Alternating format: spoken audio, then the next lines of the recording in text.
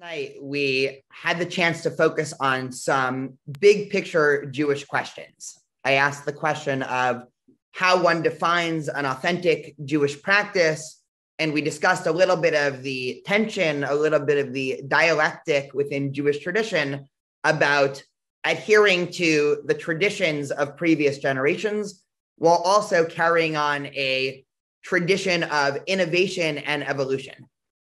So today, instead of focusing on big picture, I want to flip the script a little bit and focus on some of the small things in life. And to start, I wanted to turn everyone's focus to the first word in this week's parsha. This week's Torah portion, we start the book of Vayikra, the book of Leviticus. And when one opens a Chumash or a Torah, they might notice something interesting about the way that the first word, Vayikra, is written. And in fact, we have a millennia-old scribal tradition of whenever Torahs are being written, of the Aleph in the word Vayikra being written about half the size of a normal letter. The Aleph in the word of Vayikra is miniature. And this, of course, begs the question, why is the Aleph small? Why is Vayikra, Vav Yud Kuf Resh Aleph, not written normally like every other word? Why do we have this small Aleph? So we start to tease out what this might mean. And we have a scholarly suggestion that when something is written small in ancient texts, it might be sort of like we would use an asterisk today. It wants to call our attention for whatever reason to this letter Aleph, which of course begs the further question, what might it be calling attention to? And scholars suggest perhaps the fact that the Aleph was written small means that the Aleph was never actually meant to be there in the first place.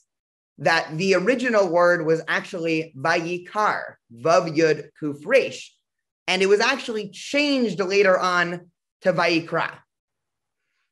Okay, great. So what does this mean? Why is this important?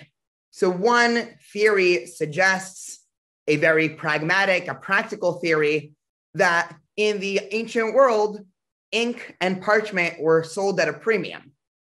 So in order to save room whenever you're writing an ancient text, if the last letter of word A ends with the same letter that word B starts with, as in this week's parsha, we have the first two words, Vayikra El. Maybe they just saved the ink and saved the space. And the Aleph was both the end of the first word and the beginning of the second word. This theory is very pragmatic, very economical. But as other scholars point out, this doesn't make much sense because we can point to a myriad of other cases within the Torah where word A ends with the same letter that word B starts with, and there are no miniature letters in those cases. So the mystery lives on. So we get to a rabbi named the Baal HaTurim, a great rabbi who lived all throughout the Iberian Peninsula in the 13th and 14th centuries.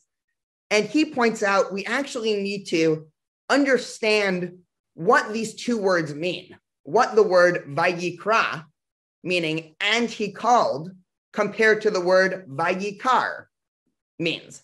So Vayikra is an easy one. We know that the word Vayikra comes from the root Kuf Resh Aleph, Kara.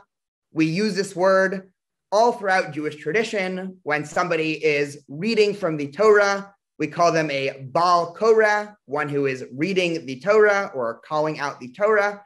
When we say the Shema, we call it Kriyat Shema, the reading or the calling of the Shema. So we know what the word Kara means. Kara means to call, to do something decisive. Vayikar, as the Baal HaTurim points out, comes from the word Kuf Resh He, Kara, which means to happen. In modern day Hebrew, if you bump into somebody on the street that you didn't mean to bump into, you might say, Makara, or what's happening? How are things going? This is such a random chance encounter. How are you doing? And the word kar, kuf resh, all throughout the Torah actually appears when things happen accidentally. Probably the most famous case is when Amalek, which we discussed a couple weeks ago, bumped into the Jewish people as they were leaving Egypt. The Torah says, Asher karcha baderach. They happened upon them on the streets. So the Baal HaTurim says, well, what's the difference? What does it mean, and he called, or and he happened upon?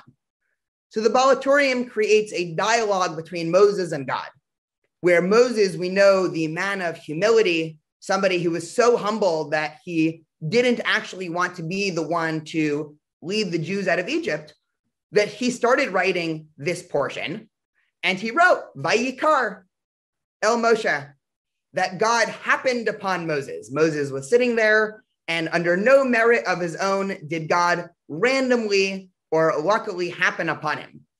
And Moses starts writing, Vayikra, and God appears, and God says, Moses, what are you doing? This isn't a chance encounter. I didn't happen upon you. I'm choosing to call you. This is something intentional. This is something conscious. I am Vayikra el Moshe. I am calling to you, Moshe. And Moses, ever the humble one, kept saying, well, no, I don't want it to seem like, you specifically sought me out as opposed to everyone else. And they had this argument back and forth. And finally, they decided to compromise. And they said, okay, great. Let's write a small aleph to represent this compromise. The Kabbalistic tradition takes this idea a little bit further. And they say, what does aleph mean? Aleph, we know the first letter in the Hebrew alphabet. In gematria, in the numerical value, aleph is representative of 1. We know aleph is also the first letter of the word echad and Adonai. So aleph comes to represent God and the oneness of God. And the Kabbalists say, well, what's the difference in life between us viewing everything as an accident, everything as a series of luck or misfortunate incidents, or viewing everything in life with intention, with design, that God has a plan for each and everything? Well, it actually might not seem like that big of a difference. It might be something as minuscule as a small aleph, the lowliest of letters, being stuck in. But that one recognition, the recognition that there is God, there is meaning behind everything in the world, while it may be a small difference, it can make a world of difference when we compare what it means Vayikra, to definitively call out to something, to be the author behind your own actions, to have autonomy over your will, and the person of Vayikra, the person who leaves everything up to happenstance and chance. A couple years ago, I happened upon a fascinating article that was written by an English etymologist. And this article talked about the irony of the word happiness in the English language. This person, she wrote, the word happiness makes no sense, and it's inherently setting us up for failure. Why? Well, the word happiness comes from the Old English prefix to hap. And to hap, when we consider which words in the English language start with HAP, we have happen, haphazard, hapless, happenstance, all things of complete luck, all things that we would say, oh, if it happens, but I'm in no control. Or that's haphazard. It might be dangerous. Or he's a hapless fellow. He was the product of a series of misfortunate events. And this etymologist was writing, this almost makes it seem like in Western culture, we are giving happiness up to luck. We're saying if you happen to get lucky, you can find happiness. But there's no journey there. There's no way to actually go out and cling on to happiness, as opposed to just us sitting back and saying, hopefully one day we will happen upon happiness. In Judaism, we forge another path. And I believe that this is the secret of the small aleph, the difference between Vayikra and he happened, and Vayikra, and he definitively called. In Judaism, whether or not we believe that God is behind the universe, or whether or not we believe in our own autonomy of will, our own ability to go out in the world and actually make a difference, we focus in on the first word, on something just as small as an aleph, because sometimes that's all it takes to make a difference.